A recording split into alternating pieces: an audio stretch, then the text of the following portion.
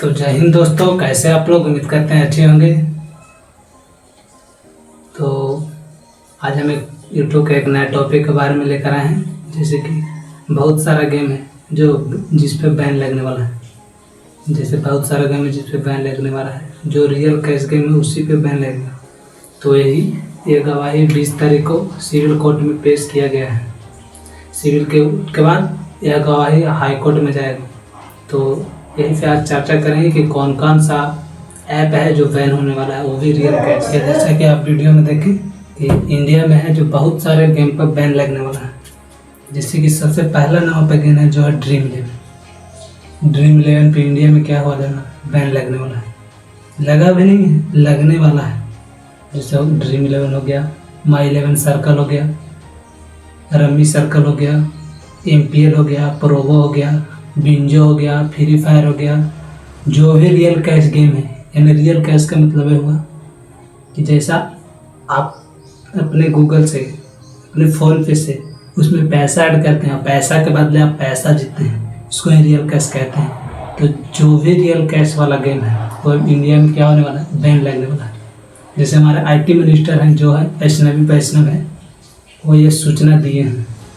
जैसे देखिए, ठीक एक साल पहले यानी अगस्त 2024 को, ठीक एक साल पहले यानी अगस्त 2024 को ऐसा क्या हुआ जो इंडिया को इतने सारे गेम को बैन करने के आगे पीछे लगा है।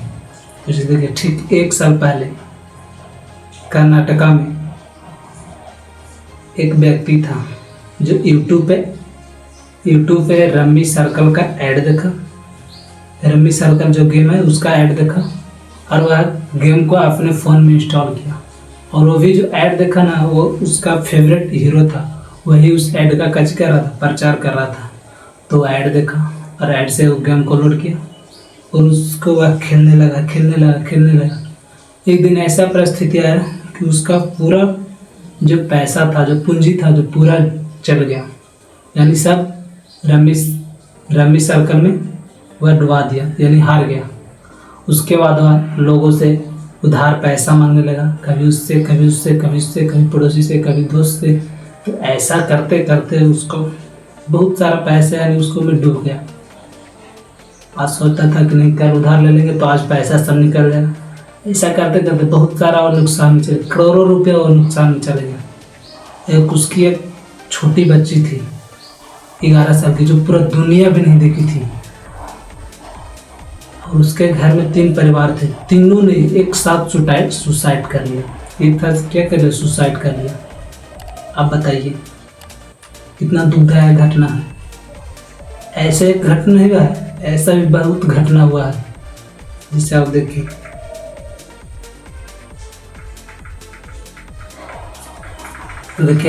अब यह बेंगलुरु में पहला सुसाइड नहीं था, इसको होने वाला भी और सुसाइड है। जैसे देखिए, एक और सुसाइड हुआ जिसका नाम है मल्लिका अर्जुन, जो अजीत है लैब टेक्नीशियन यानी किसी लैब में काम कर रहे थे।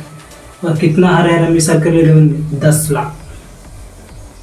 अभी खत्म नहीं हुआ, इसके बाद एक और थे जो थे ऑटो ड्राइवर, जिसका नाम था कुमार स्वामी नाम था। वो भी इस गेम में 10 लाख हारे हैं। इतना ही घटना नहीं हुआ है। अभी और देखिए, जैसे बेंगलुरु में 2023 में 4 आदमी इसी के चलते सुसाइड किए हैं। 2025 में 9 आदमी माई 11 सर्कल से पैसा हार के और उसका पूरा पूंजी चल गया, इसी के चलते सुसाइड किए हैं। और 2025 में 7। तो यानी टोटल मिला के बेंगलुरु के कर्नाटका में हादसा हुआ है तो हो गया है 20 हादसा। यानी एक साल में 20 हादसा जोड़ दीजिए। एक साल में 20 हादसा सिर्फ गेम से हो सकता है, और गेम से जोड़ लीजिए कितना होगा, सिर्फ एक गेम से 20 हादसा। तो अभी तो और बाकी है। इसी से हमारे IT मिनिस्टर जो थे, जैसे देखिए, जो हमारे IT मिनिस्टर हैं वैष्णवी वैष्णव, उन्होंने यह कदम उठाया है कि नहीं, इतना सारा रैप हो रहा है, इतना सारा सुसाइड हो रहा है, तो हमें कदम उठाते हैं। वही कदम 20 अगस्त 2025 को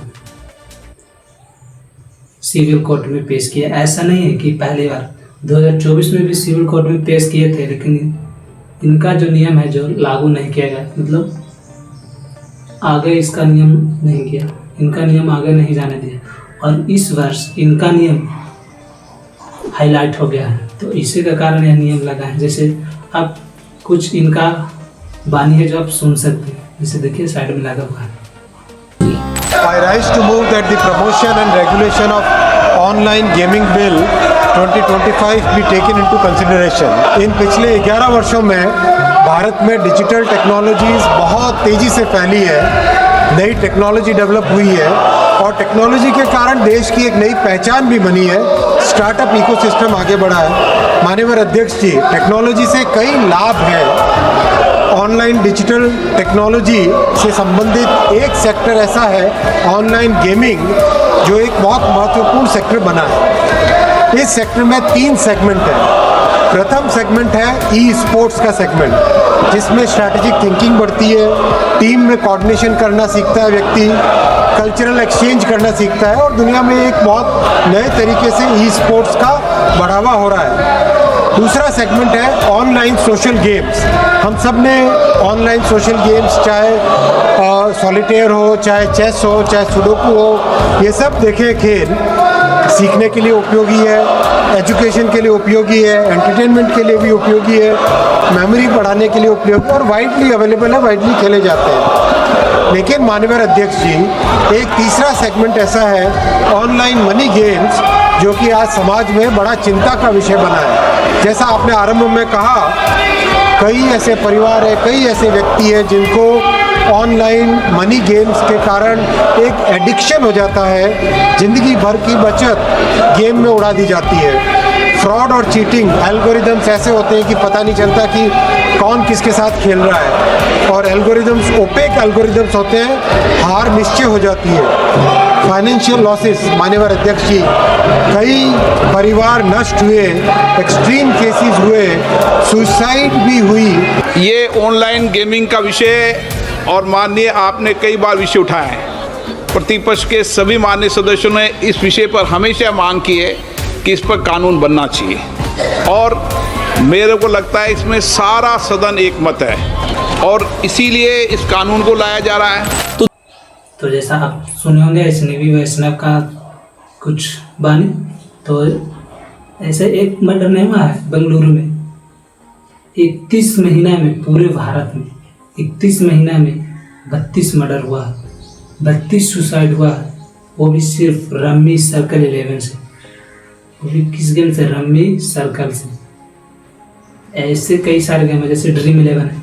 ड्रीम 11 में आप अपना कुंजी लगाते हैं, जैसे आपको तो पहले लोग देगा कि 1 रुपया से आप करोड़पति बन सकते हैं। आप अपने मन से सोचिए, अगर आप कोई को 1 रुपया दे दीजिएगा तो क्या आपको करोड़पति बना देगा? तो आप भरम दिमाग में लोग लेकर चलते कि नहीं हम 1 रुपया डालेंगे तो हम करोड़पति बनेंगे। मान लीजिए आप आज 1 रुपया डाल दें, ठीक, आप 1 रुपया हार गए, कल फिर आपको 49 रुपये डालना पड़ेगा, आप 49 रुपये कल भी हार गए। वैसे ही करते करते करते करते करते करते आपसे पूरा अकाउंट बैलेंस आज 0 करा देगा। एक बार अगर आपका ऑनलाइन गेम में लत लग गया, यानी रियल कैश गेम में लत लग गया, तो वह दोबारा छूटता नहीं है। जैसे देखिए रियल कैश गेम का मतलब होता, जैसे रियल कैश गेम है जो बैन हो रहा है, इंडिया में बैन होने वाला है, यानी धब्बा लगने वाला है।